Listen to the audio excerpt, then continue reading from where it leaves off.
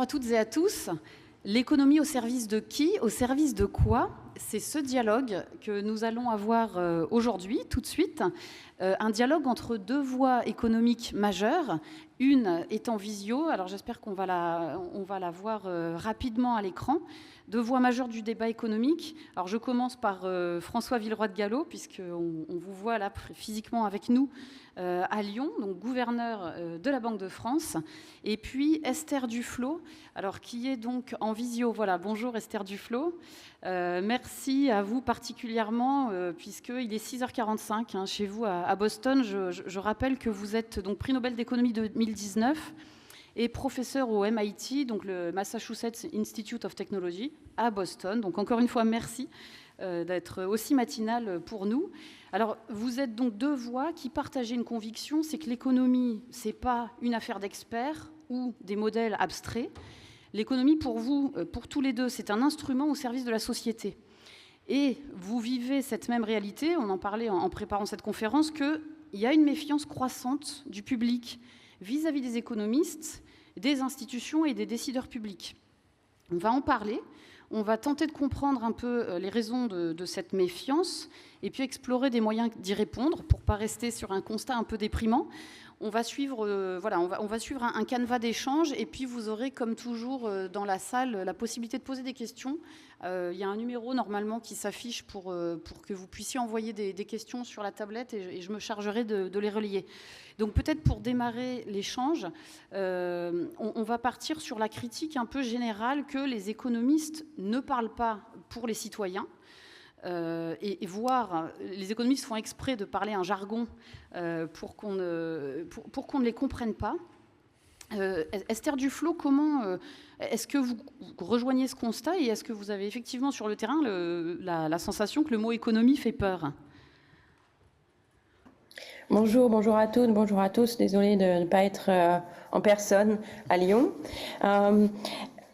Effectivement, quand on prend l'avion et qu'on s'assoit à côté de quelqu'un, qu'on démarre une petite conversation et qu'on a le malheur de dire qu'on est un économiste, souvent les réactions sont de trois ordres. Soit des gens qui vous demandent immédiatement si vous n'avez pas quelques conseils sur quoi faire sur leur investissement, ce qui est une des questions auxquelles j'ai beaucoup de mal à répondre en général, soit de nouvelles idées sur de grands systèmes économiques, soit le plus fréquemment un petit geste de recul derrière ce que représentent les économistes. Et effectivement, dans les sondages d'opinion, en particulier un sondage qui avait été conduit par YouGov au Royaume-Uni et que j'ai pu répliquer aux États-Unis par la suite. Quand on demande aux gens à qui ils font confiance dans leur domaine d'expertise, on voit que les économistes sont tout en bas de la liste dans les experts à qui les gens font confiance, avec les hommes et les femmes politiques, à 25% de gens qui font confiance aux économistes sur l'économie, contre 50% des gens qui font confiance aux météorologues sur la météorologie, ou quasiment 90% des gens qui font confiance aux médecins sur la médecine. Donc on voit bien qu'il y a un gros déficit de confiance. Peut-être sur ce constat, François Villeroy de Galhau, avant de parler un peu de ce qu'on pourrait faire pour remonter la pente. D'abord dire que je suis très heureux de me retrouver au GECO. Je crois que c'est ma 11e participation, cher Pascal. Et j'ai un souvenir précis dans ce même lieu, il y a exactement un an. Nous parlions, c'était le mercredi qui suivait l'élection de Donald Trump. Donc je ne peux pas vous dire que ce soit un souvenir uniformément bon, mais j'aime autant me retrouver cette année, même pour parler de vieux démons et nouveau monde.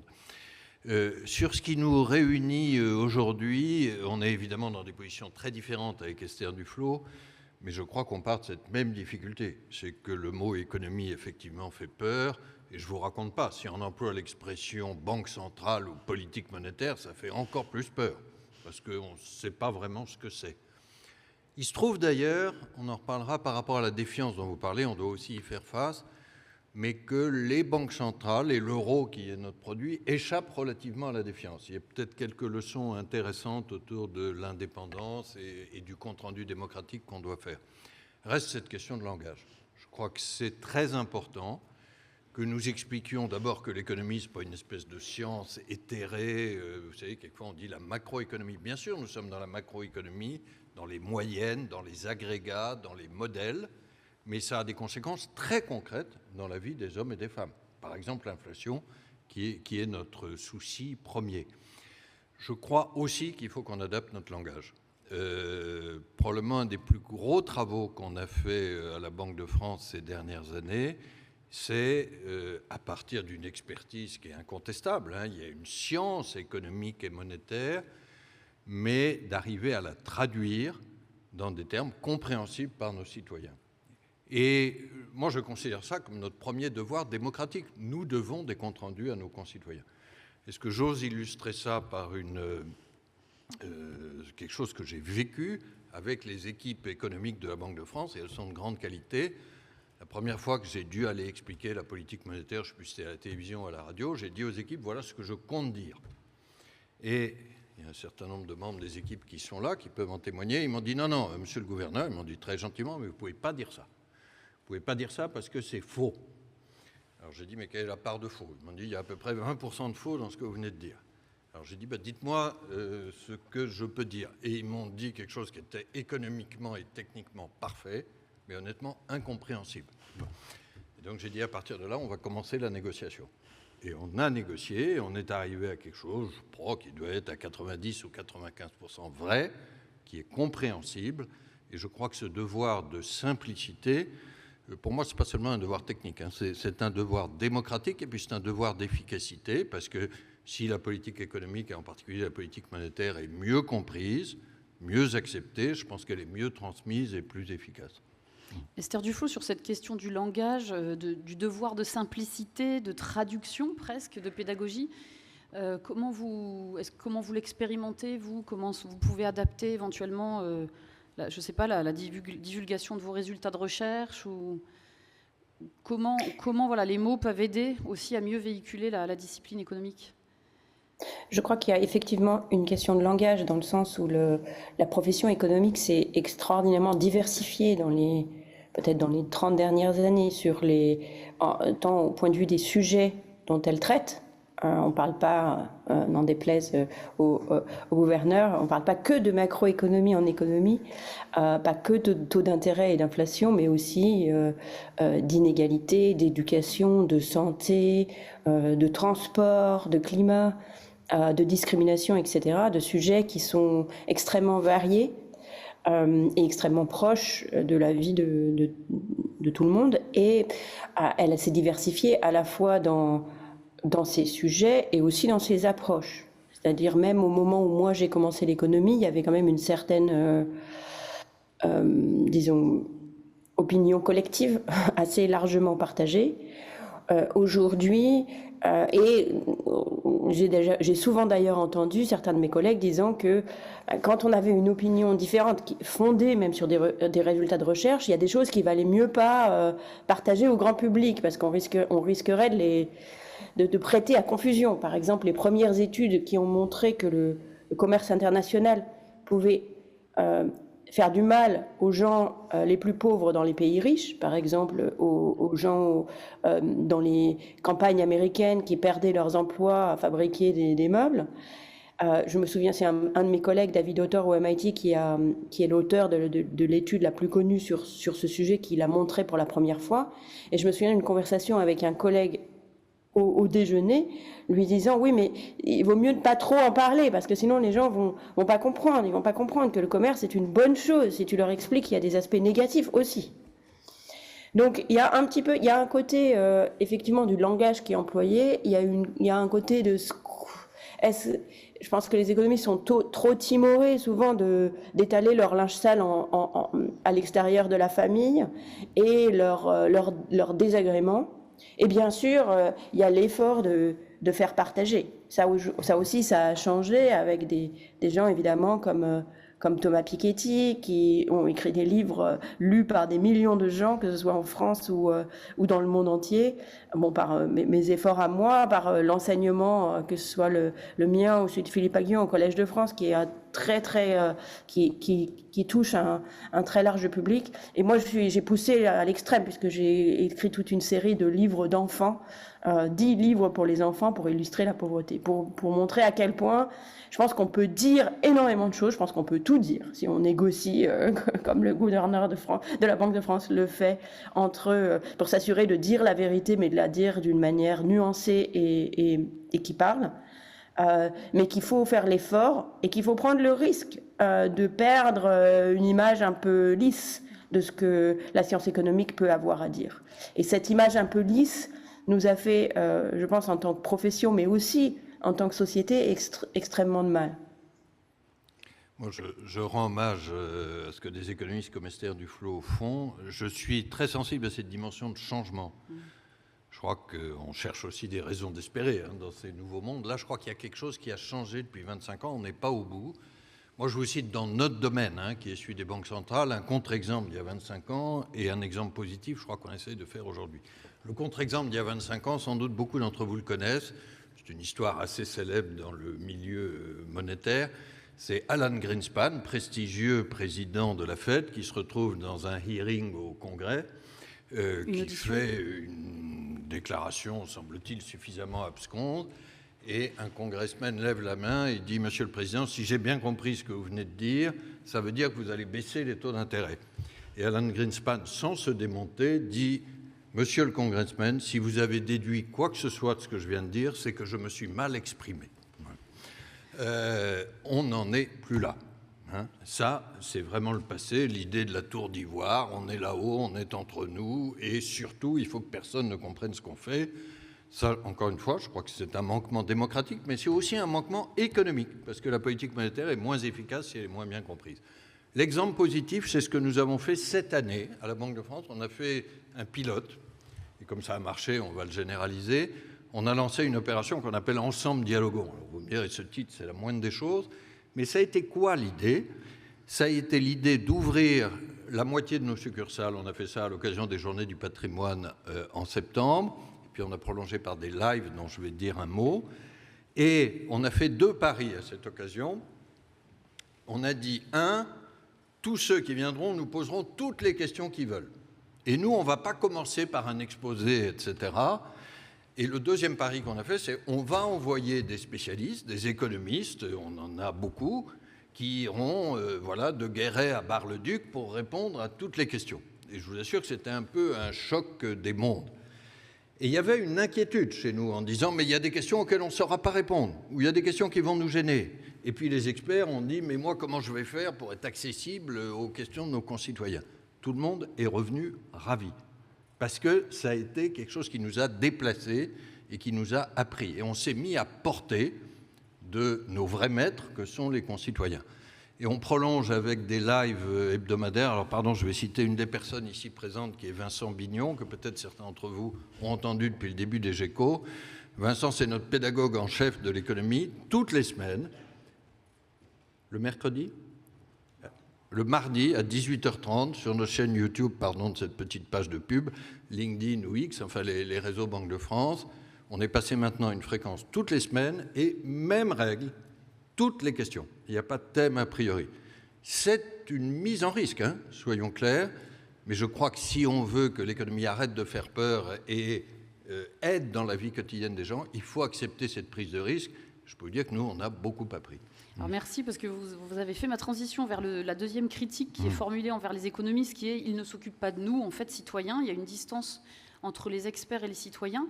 Là, on a parlé beaucoup de la forme. Sur le fond, est-ce que ce qui n'est pas perturbant parfois, c'est Esther Duflo évoquait les désaccords entre économistes, mais finalement, est-ce que ça ne contribue pas parfois à perdre un peu le grand public? Parce que là, on se dit finalement, ils ne sont pas d'accord, donc on a du mal à retrouver ces petits.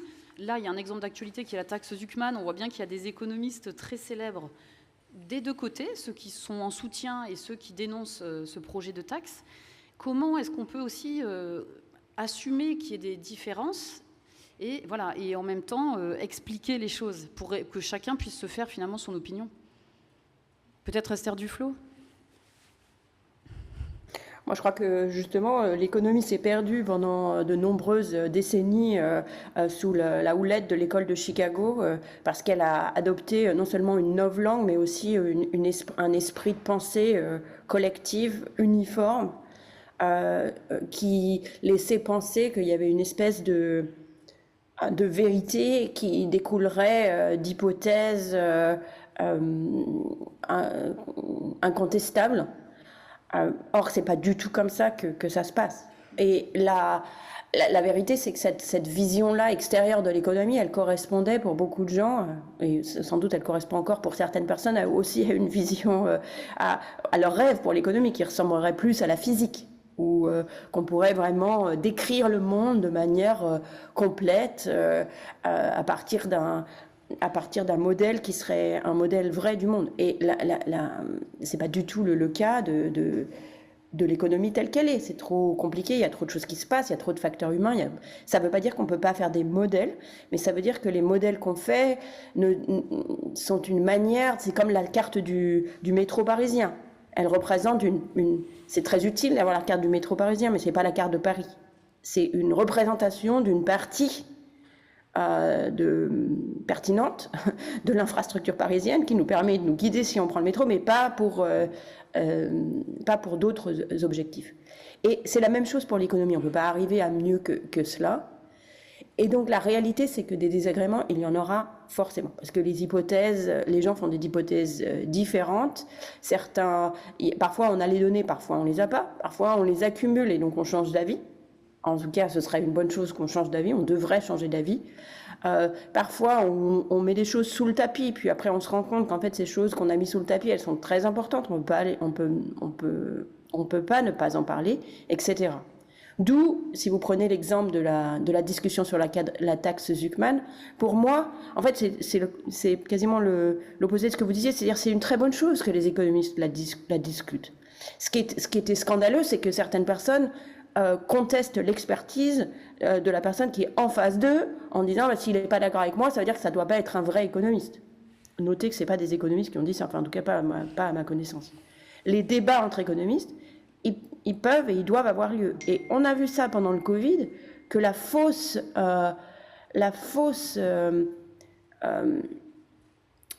fausses certitudes qui se trouvent être incorrectes au fur et à mesure qu'on apprenait plus, en fait, contribuent énormément au sentiment de défiance que les gens ont eu pendant le Covid, en disant on nous a dit que c'était absolument certain que c'était pas la peine de mettre des masques, mais en fait, 2 semaines plus tard, c'était tout à fait nécessaire. On nous a dit qu'il fallait pas toucher les surfaces, mais en fait, c'est aérosol. Bon, dans le cas du Covid, on apprenait en marchant, donc c'est bien normal. L'économie, c'est pareil. Et l'erreur qui a été faite tout au début du Covid de communication, c'est d'assumer une espèce de certitude qui n'était pas là. Et dans l'urgence, je comprends complètement pourquoi c'est comme ça qu'on a fait, mais enfin, ex post, on voit bien que ça a été une erreur extrêmement coûteuse. L'économie, de la même manière, ne doit pas, l'économie et les économistes, ne doivent pas prétendre une certitude qui n'est pas là. Les économistes comme Gabriel Zuckman et Philippe Aghion, qui sont de l'autre côté du débat, par exemple, sur la taxe, partent d'hypothèses différentes. Et à un moment ou à un autre, les citoyens sont grands et intelligents et capables, si on leur explique, si on leur met les hypothèses de manière transparente d'un côté et de l'autre, de prendre leurs propres décisions, ce qu'ils font d'ailleurs. François Villeroy. Il me semble qu'il y a 2 choses un peu différentes dans votre question, Marie. Il y a les débats entre économistes qui créent la confusion. Là, je suis d'accord avec ce qu'Esther Duflo vient de dire. Heureusement qu'il y a des débats entre économistes. Je ne suis pas sûr qu'on soit d'accord tous les deux sur la taxe Zuckman, mais ce n'est peut-être pas le cœur des débats de ce matin. Mais heureusement qu'il n'y a pas de vérité révélée. Hein. Mais il me semble qu'il y a une autre critique en amont et qui, elle, touche tout le monde, qui est de dire vous ne vous occupez pas de nous. Vous êtes dans vos grands débats économiques, vous êtes dans la macroéconomie, c'est-à-dire les grands agrégats, les moyennes. Ce n'est pas ça que nous, on vit au quotidien. Alors, je trouve cette difficulté-là beaucoup plus réelle. Hein. Et je vais être honnête, je vais l'appliquer à ce qui est notre mission à nous. Nous sommes, Banque centrale, d'abord dans la macroéconomie, c'est-à-dire les grands agrégats, les grands enchaînements et les moyennes. Vous vous connaissez la mission de la Banque de France avec la Banque Centrale Européenne. La première mission, c'est de garantir la stabilité des prix qu'on a définie comme une inflation en moyenne autour de 2% dans la zone euro. Je viens de dire en moyenne. Ça, c'est de la macroéconomie. Et puis, on joue au taux d'intérêt. Il y a un seul taux d'intérêt dans la zone euro. On ne peut pas l'adapter à la situation de chaque pays ou de chaque personne. On est toujours dans la macroéconomie. Et pourtant, c'est là-dessus que je voudrais développer un peu, et pourtant, à travers cette macroéconomie, ça a des conséquences très concrètes dans la vie des personnes. Et je crois qu'il faut que nous fassions un effort supplémentaire là-dessus. D'abord, la conséquence très concrète évidente, c'est que l'inflation, c'était, souvenons-nous, le premier souci des Français et des Européens en 2022-2023. On ne parlait que de ça. Parce que ça avait plein de conséquences, d'incertitudes sur le pouvoir d'achat, sur les difficultés de fin de mois de certains, etc. Et donc, je crois que là, la macroéconomie a aidé à traiter. On est revenu aujourd'hui à une inflation qui est de 2,1 en zone euro. Elle est même autour de 1% en France. Ça fait du pouvoir d'achat. Là, je crois que la macroéconomie a bien servi les situations de vie concrètes, quotidiennes, des hommes et des femmes. Mais ça ne suffit pas, ce que je viens de dire, parce qu'on pourrait se contenter de ça. Je crois que nous, on est appelés à aller plus loin, c'est-à-dire à regarder plus en détail ce que vivent les personnes. Je reste sur l'exemple de l'inflation. On mesure une moyenne. Cette moyenne, elle est mesurée par l'INSEE. Je ne sais pas si Jean-Luc Tavernier, qui était là ce matin, voilà, ancien directeur général de l'INSEE, souvent la moyenne est critiquée en disant vous ne calculez pas ce qu'il faut. Non, je pense que, je le dis d'autant plus, ce n'est pas la Banque de France. Je pense que nous avons des statistiques crédibles. Vous êtes en train d'ailleurs de voir aux États-Unis ce qui se passe quand on arrête l'appareil statistique, c'est le shutdown, voire quand on cherche à le déformer, parce que la nouvelle administration américaine a décidé que les chiffres de l'emploi étaient déplaisants, donc on remplace l'équivalent du directeur général de l'INSEE. Donc je crois que ce qui est en cause, ce n'est pas la statistique moyenne, c'est qu'on essaye, nous, de mieux comprendre qu'il y a des ressentis objectivement différents. Je vais prendre des exemples très concrets. Au début de l'inflation, c'est le prix de l'énergie qui a augmenté le plus. Ceux qui consommaient le plus de combustible pour se chauffer ou d'essence pour leur trajet quotidien ont plus ressenti l'inflation. Un an après, c'était les produits alimentaires qui a pesé le plus sur les ménages modestes, parce qu'on sait que le budget alimentaire est une part plus importante proportionnellement des budgets des ménages modestes. Tout ça, c'est très important qu'on le perçoive. Ça ne remet pas en cause la moyenne. Mais quand quelqu'un nous dit « moi je doute de votre mesure d'inflation », ce n'est pas pour attaquer la statistique, c'est pour dire « intéressez-vous de plus près à ce que je ressens ». Et ça, nous essayons de le comprendre. Et puis nous essayons, ça fait partie des missions de la Banque de France, d'accompagner mieux les personnes qui sont les plus en difficulté. Ça, c'est notre mission de lutte contre le surendettement. On a plafonné les frais bancaires. On a conduit toute une série de missions là-dessus. Mais j'essaye vraiment toujours que nous faisions ce lien entre la macroéconomie et la microéconomie. Le terme est peut-être pas bon, mais pour dire la vie quotidienne des gens. Esther Duflo, vos travaux sont sur des sujets qui sont peut-être plus concernants justement que la macroéconomie, l'éducation, la pauvreté. Est-ce qu'il faudrait en parler plus, selon vous, de ces sujets-là, et qu'est-ce que la science économique apporte à ces sujets-là? Comment on peut mieux utiliser la science économique et montrer que ça a un intérêt? Oui, de plus en plus d'économistes ne sont pas des économistes qui font de la macro. Ce sont des économistes qui traitent de sujets donc qu'on appelle plus micro. Mais micro, ça ne veut pas dire pas important, comme l'a dit le gouverneur. Ça veut dire en partant des individus, des institutions, des communautés, de leurs sujets. Par exemple, donc, à l'École d'économie de Paris que je préside, nous avons 2 grands centres de recherche économique pour la société, un sur la macro, un sur la micro, qui est l'Institut des politiques publiques. Et l'Institut des politiques publiques, en fait, produit souvent d'ailleurs en collaboration avec les différentes administrations françaises, une grande partie des données et des études qui conduisent à des débats nourris et importants. Par exemple, la carte scolaire. Qui va à l'école privée, qui va à l'école publique, quelles sont les ressources des familles dans ces 2 types d'établissements et les ressources des établissements elles-mêmes. Par exemple, la taxation la taxation des revenus à tous les niveaux, qui a permis de montrer de manière très claire que les personnes dont les patrimoines étaient les plus importants payent beaucoup moins d'impôts que les autres, en particulier ceux qui sont un tout petit peu moins riches. Et même ceux qui sont d'ailleurs beaucoup moins riches. Et c'est cette statistique-là qui n'est pas contestée, qui produit, disons, la base du débat sur comment on fait pour avoir une taxation plus égalitaire, et donc la base du débat sur la taxe Buchmann dont on parlait précédemment. Par exemple, de réfléchir sur l'organisation de l'hôpital public, où les sujets sur lesquels nous, à Poverty Action Lab, nous travaillons sur la protection sociale, la lutte contre la pauvreté, etc. Donc, tous ces à nouveau, au cours des 30 dernières années, on voit un basculement de la profession qui était peut-être 2 tiers macro, un tiers pas macro, qui est passé à moitié-moitié et qui aujourd'hui est peut-être 3 quarts plutôt sujet micro, politique publique, etc., et 1 quart de macroéconomie. Mais effectivement, ce n'est pas la représentation qu'on se fait de l'économiste. Je pense qu'il y a 2 raisons à cela. D'une part, c'est une question de communication, c'est-à-dire effectivement les gens qu'on voit à la télévision nous parler d'économie sont plutôt les macroéconomistes qui nous parlent de l'inflation et des taux de change. D'autre part, parce que le relais entre les économistes et la politique publique est peut-être moins direct sur ces questions micro que sur les questions macro, et en particulier souvent les leçons des études microéconomiques sont un peu plus correspondent peut-être moins à l'orthodoxie du premier cours d'économie que les hommes et les femmes politiques ont pu suivre, et donc n'est pas forcément toujours repris et pas toujours écouté, peut-être de la manière la plus simple possible. Je peux réagir un peu, Marie, sur quelque chose que votre question a peut-être l'air de suggérer, parce que vous dites, Esther Duflo, vous faites des sujets plus concernants que l'inflation. Là, je me suis senti un peu stimulé.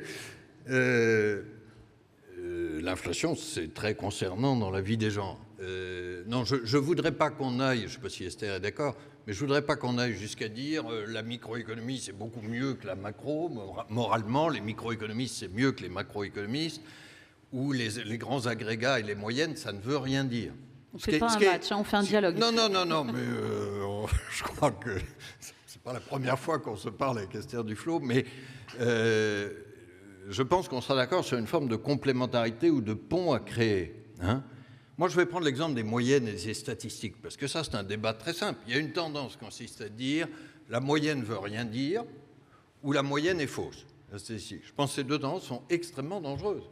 Nous ne pouvons pas ignorer la macroéconomie. Ce à quoi nous sommes appelés, c'est dire qu'elle ne suffit pas. Je crois que j'ai essayé de l'illustrer sur l'inflation. Il faut aller jusque dans la vie concrète des personnes et leurs différences de consommation. Mais je vais l'illustrer sur un autre exemple de grande actualité, c'est notre débat budgétaire aujourd'hui. Quand on dit qu'il y a trop de déficit et trop de dettes en France, je ne vais pas vous surprendre, je vais le redire. Ça, c'est de la macroéconomie. Et c'est extrêmement important dans la vie des gens. Parce que si on continue, il y a pas mal de jeunes qui sont là, à étouffer l'avenir des jeunes sous une charge d'intérêt de plus en plus lourde, eh bien on aura de moins en moins de liberté pour faire le climat, l'éducation ou notre défense, qui sont nos priorités. Donc là, la macro, elle est extrêmement importante dans la vie des gens. Mais si on veut aller au bout de ce débat budgétaire, il faut utiliser un certain nombre des travaux d'Esther Duflo ou d'autres, qui est, je vais regarder l'efficacité des différentes politiques publiques. Moi, je ne sais pas si ça vous frappe comme moi, mais je suis consterné que dans notre débat budgétaire, on n'aille jamais dire quels sont les pays qui réussissent le mieux en Europe sur l'éducation, ou quels sont les pays qui réussissent le mieux sur la santé ou sur le logement. Il y a des pays en Europe qui dépensent plutôt moins que nous, ou autant que nous sur l'éducation, et qui ont des meilleurs résultats. La Finlande, évidemment, tout le monde connaît. Mais le Portugal, qui a fait beaucoup de progrès récents, est-ce que vous avez déjà entendu parler de ce qui se passe dans ces pays européens? Jamais. Donc là, ce lien entre la macro et la micro, moi, c'est un plus auquel j'appelle. Par ailleurs, Esther, il me semble que, je je veux nuancer, mais je ne suis pas sûr. Dire que la macro serait plus du côté de l'orthodoxie, je ne sais pas, il peut y avoir une domination, mais je vais prendre un exemple de débat macro qui, moi, commence à me fatiguer un peu. Ça doit être l'âge, hein. Mais le fait est que le débat macro en France, qui est toujours est-ce que je veux des politiques d'offres ou des politiques de demande, et on associe chacun à un camp politique, moi, ça me fatigue. Il faut une bonne combinaison des deux, et surtout, il faut aller regarder un peu plus en détail. Donc, voilà, je ne remets rien en cause de ce que peut apporter des bonnes politiques économiques, le raisonnement économique, des statistiques fiables, mais il me semble que ce à quoi nous sommes appelés, c'est à construire un pont qui, c'est vrai, est assez inhabituel. Esther Duflo, dans le prolongement de ce que disait François Villeroy de Galhau sur la complémentarité, est-ce que vous pourriez nous partager un exemple de recherche que vous avez menée? Vous avez mentionné l'hôpital public ou les aides à l'emploi, voilà, des domaines dans lesquels vous avez mené des recherches qui ont fait émerger des résultats qui sont peut-être insuffisamment utilisés ou insuffisamment connus, comme le dit François Villeroy de Galhau, dans les politiques publiques. Un des résultats, je n'ai pas suffisamment d'arrogance pour prendre un de mes résultats à moi et de dire qu'il aurait fallu tout changer la politique à la base de ce résultat-là, puisqu'évidemment, une accumulation de résultats qui permettent, d'avoir la confiance suffisante dans la nature de ce résultat pour pouvoir changer la politique. Donc je vais vous donner non pas une étude, non pas le résultat d'une de mes études, mais ce qu'on a appris au fil des ans en accumulant les études, qui est sur la réponse des citoyens et des citoyennes quand ils reçoivent des aides sociales financières. Donc il y a toujours cette peur qu'on retrouve quasiment verbatim dans les discours politiques, que ce soit en France ou ailleurs, qui est de dire oh, si l'assurance chômage est trop généreuse, ou si les programmes complémentaires comme le RSA par exemple sont trop généreux, les gens vont s'arrêter de travailler. Et c'est pas une bonne chose évidemment pour le budget, c'est même pas une bonne chose pour eux. Mais en réalité, ce qu'on a constaté, ce qui a été constaté au cours grâce à vraiment des dizaines et des dizaines d'études, donc c'est pas du tout un résultat isolé, c'est qu'on se place dans des pays pauvres ou qu'on se place dans des pays riches, il n'y a pas d'effet désincitatif fort des aides sociales au niveau où elles sont aujourd'hui sur l'offre de travail. Ce qui empêche les gens de travailler, c'est pas qu'ils sont paresseux et que donc si on leur donne un petit peu d'argent, ça suffit pour subvenir à leurs besoins et qu'après ils préfèrent rester chez eux. En réalité, en fait, la plupart des gens veulent travailler. Ce que les gens, et donc c'est d'autres barrières qui se placent entre eux et le travail. Et donc que ce soit en Alaska, que ce soit autour d'études qui ont été faites sur une centaine de programmes sociaux dans les pays à bas ou moyen revenu, que ce soit au Royaume-Uni, on trouve partout la même chose, c'est-à-dire la réponse d'offres de travail à la générosité des aides sociales est extrêmement faible. Et ce qui change, ce qui l'aide plus, c'est d'avoir un support actif à l'insertion dans le travail, parfois allant jusqu'à la subvention de certains emplois, l'entrée dans le travail, etc. Et donc, mais cette idée, elle va à l'encontre, je pense déjà, elle va à l'encontre de ce qu'on enseigne dans le premier cours d'économie, qui est souvent un petit peu le seul que les citoyens, les citoyennes et les hommes et les femmes politiques ont pris. Et elle va à l'encontre peut-être de l'intuition. On se dit oui, forcément, si jamais les gens avaient plus de revenus, ils n'auraient pas besoin de travailler. Et du coup, c'est cette leçon qu'on aurait quand même dû apprendre au fur et à mesure que les données s'accumulent, n'est pas vraiment passée dans le discours politique. Et ça, c'est par exemple un gros défaut dans la courroie de transmission, parce que ça a des implications sur énormément de programmes. Ça ne veut pas dire qu'on a par exemple le budget pour donner des aides infinies aux gens. Mais ça veut dire que la rationalité pour le faire d'une manière ou d'une autre est très différente de celle qui est présentée aujourd'hui. Et là, vous l'attribuez à quoi, cette difficulté dans la courroie de transmission vers le monde politique ? Je pense qu'il y a deux choses. Donc pour ce sujet-là, spécifiquement, je crois qu'il y a une intuition profonde que les gens ont. Par exemple, dans une enquête que j'ai réalisée aux États-Unis, j'ai séparé les gens en deux groupes. Au hasard, un groupe, je leur ai demandé si jamais, par exemple, l'assurance médicale était conditionnée à travailler, est-ce que vous pensez que les gens travailleraient plus?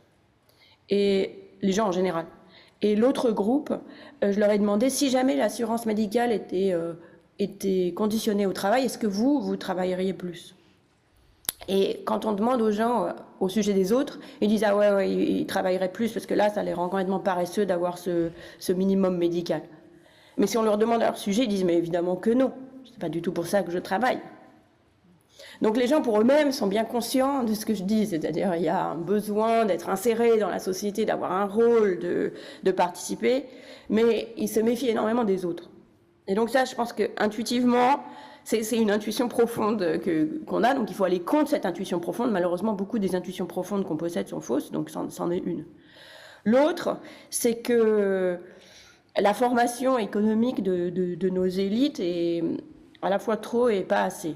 Trop dans le sens où tout le monde a pris un tout petit peu d'économie, et pas assez dans le sens où beaucoup d'entre eux ne sont pas allés au-delà.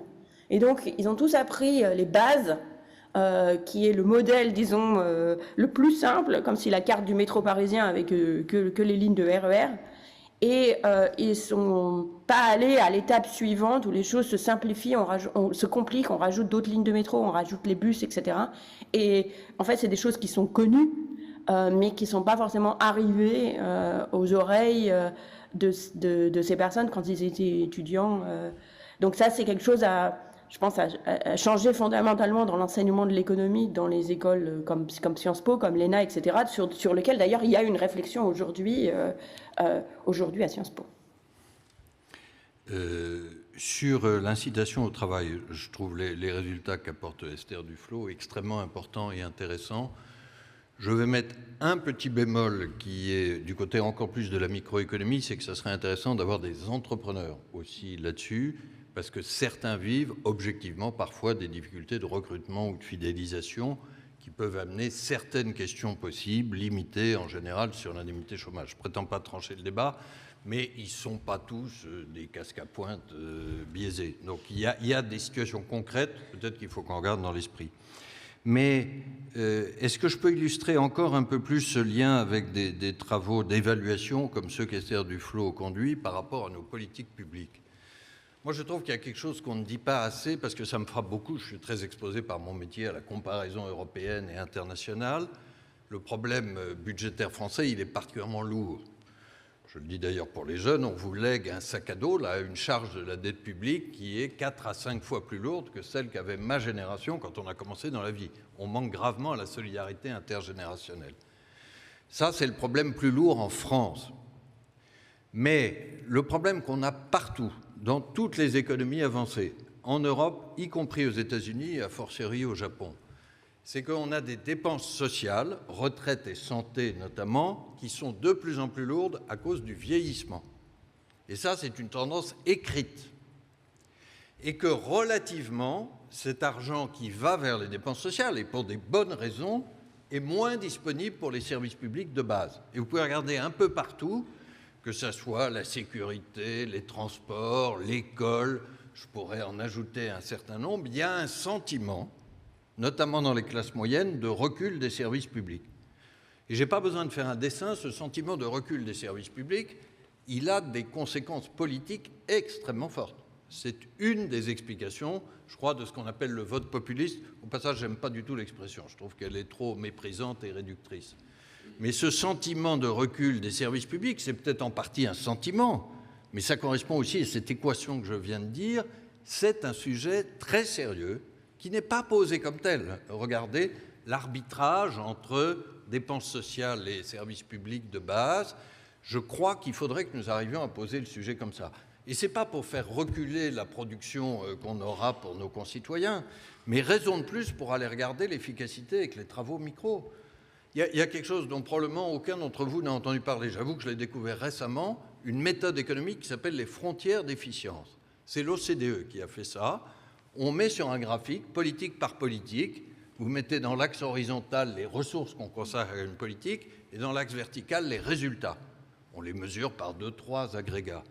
La frontière d'efficience, c'est les pays qui ont le meilleur rapport dépenses sur résultats. Eh bien, il y a une chose troublante, c'est que la France n'est pratiquement jamais à la frontière d'efficience. Lequel d'entre nous a entendu parler, dans un débat médiatique ou public, des frontières d'efficience sur l'éducation ou sur la sécurité ou sur le logement ou sur les transports? Je crois vraiment que là, il faut qu'on construise ce pont. Et voilà, je regrette beaucoup que notre débat budgétaire et fiscal soit à ce point passionnel, simpliste, je vous dis, les politiques d'offre et de la demande, mais qu'on n'aille pas regarder plus en détail comment on peut gagner en efficacité. Croyez-moi, il y a de la marge. Les dépenses publiques en France, alors qu'on a à peu près le même modèle social que nos voisins, c'est 9% de PIB de plus que le reste de la zone euro. 270 milliards d'euros. Je ne dis pas qu'on peut aller gagner 270 milliards d'euros comme ça, mais ça vaut le coup d'aller regarder avec des travaux d'évaluation. Alors, je vous propose il y a des questions qui commencent à arriver, donc on reviendra sur certains points. Peut-être pour poursuivre sur la dernière grande famille de critiques qui est faite aux économistes, c'est ils se trompent tout le temps. Un des gros exemples, ça avait été la crise de 2008, que en tout cas personne n'avait vu venir. Alors, je vous pose la question de manière un peu brutale. Est-ce que vous vous trompez tout le temps l'un et l'autre ? Ah, ça, c'est d'abord pour Esther. Moi, ma posture sur la plupart des sujets, c'est que je ne connais rien à rien. Donc, du coup, ça me laisse moins de marge pour me tromper parce que j'arrive avec assez peu de préjugés sur beaucoup de choses. Et après, j'essaye de faire comme on fait des études extrêmement précises, souvent des équivalentes aux essais cliniques, des études randomisées sur les sujets sur lesquels je travaille. Je pense que on arrive à un résultat qui est relativement solide, mais très spécifique. Je crois que cette idée, il se trompe tout le temps, justement, la crise de 2008, mais même en France, il y a eu un petit peu le même sujet au sujet du budget, quand on s'est rendu compte qu'il y avait moins de revenus que ce qu'on avait prévu, que le rendement, tout avait été un petit peu surévalué. Et donc ça, c'est les économistes, c'est pas les économistes académiques, c'est les économistes du Trésor, disons, qui ont fait ces erreurs-là. Mais ça peut être interprété de deux manières et aucune des deux n'est très bonne. La première, c'est en fait, voilà, ils emploient tous ces grands mots, mais en fait, ils n'ont absolument aucune idée de ce qu'ils font. Donc, il n'y a pas de raison qu'on leur fasse confiance à eux par rapport à quelqu'un d'autre qui propose des choses différentes. Par exemple, un Donald Trump qui nous explique, qui nous donne une formule magique pour les tarifs. Tous les économistes se moquent de lui, mais les gens, ils regardent ça et disent oui, pourquoi ils se moquent de lui, c'est pas plus n'importe quoi que ceux qui nous disaient en 2008 qu'il fallait pas s'inquiéter des subprimes. Et donc ça, c'est une réponse positive, une réponse possible. Et l'autre réponse possible, c'est qu'en fait, ils se trompent, c'est systématique la manière dont ils se trompent, c'est-à-dire c'est toujours contre nous. Les erreurs ne sont pas aléatoires. Les erreurs vont toujours dans le sens où c'est les petits qui doivent payer et c'est les gros qui doivent s'en sortir. Je vous parle d'une interprétation possible, et que j'entends beaucoup de ce genre d'erreur. Donc, c'est quand même pas par hasard que l'erreur, c'est qu'on n'a pas assez on a moins de ressources que ce qu'on avait prévu et pas le contraire, par exemple. Et donc, ça crée cette défiance qui ensuite ouvre la porte à tout et n'importe quoi. C'est-à-dire la légitimité de tous les discours se met à plat. Et du coup, quelqu'un qui promet quelque chose de plus satisfaisant, par exemple qu'on puisse à la fois payer les retraites de tout le monde dans une société qui vieillit et avoir des services publics d'énorme qualité et ne pas payer d'impôts du tout, tout d'un coup, pourquoi on ne ferait pas confiance à ce discours-là? C'est un petit peu similaire de ce qu'on vit aujourd'hui aux États-Unis post-Covid. À nouveau, je reviens à la situation, aux effets à long terme sur la confiance du Covid.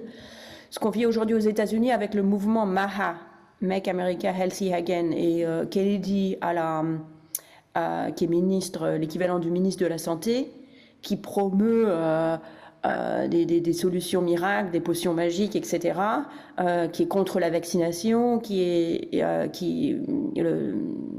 en train de participer à la destruction du système de recherche de santé aux États-Unis, au regain de la rougeole, etc. Et tout ça, en fait, c'est possible parce que il n'y a plus de hiérarchisation entre ce qu'il propose lui et ce que propose, disons, l'establishment médical. Et ça, c'est un résultat de la crise de confiance. Enfin, c'est un des résultats de la crise de confiance qui a eu lieu pendant le Covid. Injustifié en ce qui me concerne moi, mais qui a été très très profonde dans certaines parties des États-Unis. François Villeroy-de-Galhau, votre erreur.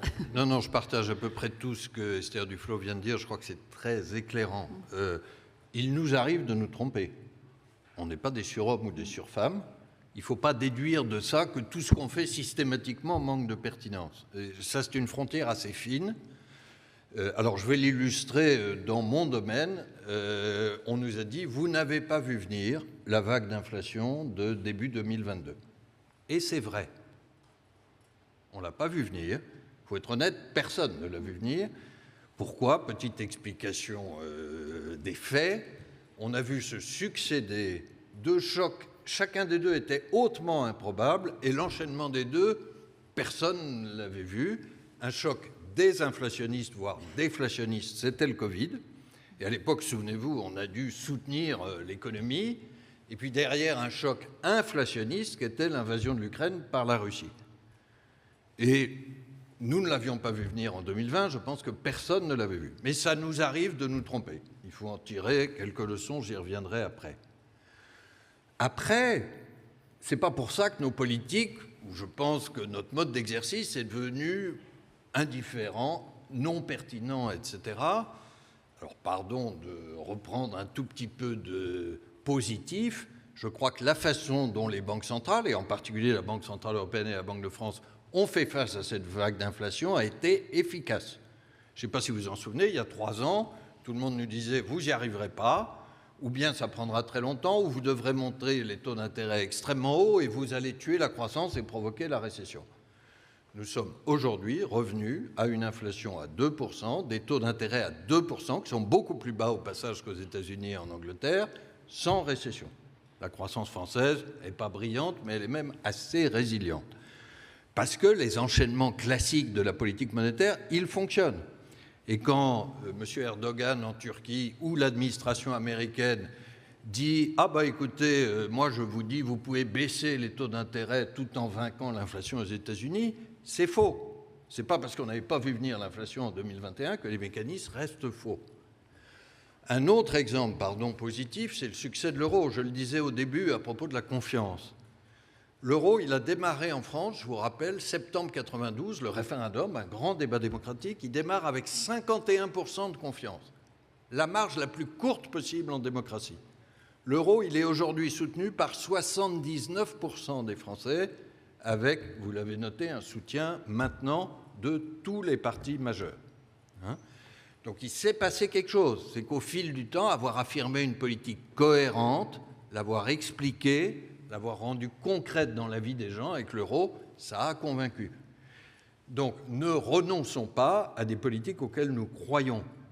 Mais peut-être la dernière chose que je dis, c'est acceptons plus d'humilité en amont.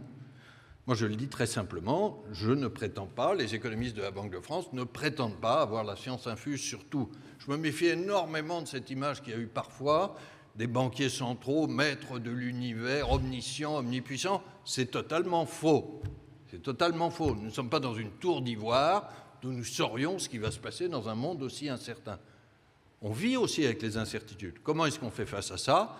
Reconnaissons que nous essayons d'être très pragmatiques, d'évaluer au fur et à mesure, de réviser nos jugements et d'utiliser des scénarios. Ça, nous le faisons de plus en plus. Après la guerre en Ukraine, par exemple, on a introduit un scénario sur l'évolution des prix et ça s'est avéré être le bon scénario. Maintenant, quand vous avez 3 scénarios devant vous, vous ne savez pas forcément la probabilité des uns et des autres, vous ne savez pas comment vous pondérez sur votre décision de taux d'intérêt. Mais vous ouvrez le débat. Merci beaucoup. Alors, il nous reste 10 minutes. Je donne la parole à la salle et ça fait bien le pont avec ce que vous dites parce que finalement, ce sont des questions qui introduisent dans le débat les politiques et les médias. Il y a une première question sur le niveau de nos hommes politiques, de manière générale, ce qui semble très bas en économie. Que peut faire la Banque de France? Quel est le travail de pédagogie à effectuer?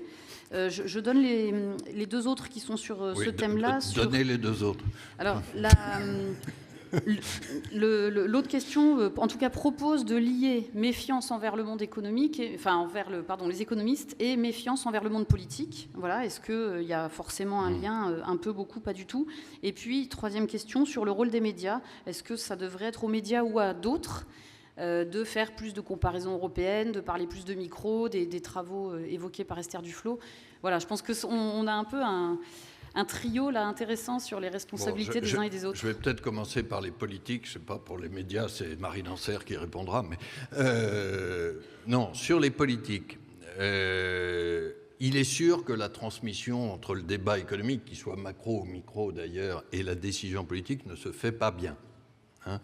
Et je crois que tout ce qu'on partage depuis 3/4 d'heure, j'appelle votre attention, moi j'en suis très reconnaissant à Esther Duflo, que c'est une rencontre assez inhabituelle. On n'est pas d'accord sur tout, mais on converge sur beaucoup de choses. On a l'impression que quand on arrive à la décision politique, ça devient beaucoup plus pauvre, beaucoup plus court-termiste, beaucoup plus émotionnel. Alors, je ne sais pas si c'est une question de niveau des hommes et femmes politiques, je me méfie un peu de cette explication-là. Je vais montrer quand même une phrase de compréhension pour elles et eux. Ça n'est pas toujours facile d'être dans la décision politique et c'est devenu de plus en plus difficile parce que la pression du court terme est énorme et que l'émotionnel est énorme. Et que si un responsable politique face à une question difficile comme l'éducation dit « Écoutez, moi je prends les prescriptions d'Esther Duflo, mais je vous dis ce qui est la vérité vraie, que ça va prendre plusieurs années à donner des résultats », on va lui dire « Vous n'avez pas compris, il nous faut une réponse qui soit efficace et visible dans 6 mois ». Et encore 6 mois, c'est beaucoup plus long que l'horizon du sondage. Donc la pression du court terme et de l'émotionnel est colossale. Est-ce qu'il y a une responsabilité des médias là-dedans? Peut-être. Est-ce que c'est une responsabilité de nous tous comme citoyens? À voir. Pour autant, moi je ne désespère pas en la matière. La Banque de France, elle est indépendante des différents pouvoirs politiques. Ça, je crois que ça fait partie d'ailleurs de la confiance que nous inspirons. Mais pour autant, nous essayons d'apporter notre éclairage. Je n'oblige pas les différentes forces politiques à être d'accord, mais quand on pense qu'il y a des choses qui seraient bonnes pour le pays, sur le budget ou sur un certain nombre de réformes structurelles, je prends le rapport Draghi pour le renforcement de la croissance en Europe, on le dit. Est-ce qu'il y a des exemples positifs? Vous me permettez d'en citer un et demi, très vite. Le premier, c'est le rapport Blanchard-Tirole. Complètement oublié, ça ne vous dit peut-être pas grand-chose, je crois que Jean Tirole est là au GECO. En 2021, le président de la République confie à ces 2 économistes renommés un rapport sur 3 sujets lourds de long terme, le climat, les inégalités et le vieillissement démographique, c'est-à-dire les retraites. Et Olivier et Jean font, avec une commission, un rapport que je me permets de vous recommander, parce que sur chaque sujet, il comporte au moins 2 chapitres. Le premier, c'est quelles sont les analyses de la science économique et les recommandations. Et le deuxième chapitre, très original, c'est quelles sont les représentations par rapport à ça dans le débat public. Et pourquoi ces recommandations, qui sont souvent assez consensuelles, ne s'appliquent pas, ne se transmettent pas à la politique. Ils ont fait l'effort de comprendre la difficulté. Bon, et puis ils en ont déduit ensuite un certain nombre de chemins. Voilà, un des grands regrets que j'ai, c'est que Blanchard-Tirole, il dort toujours au fond d'un tiroir. Hein. En matière de politique monétaire, qui est mon domaine, là c'est plus facile.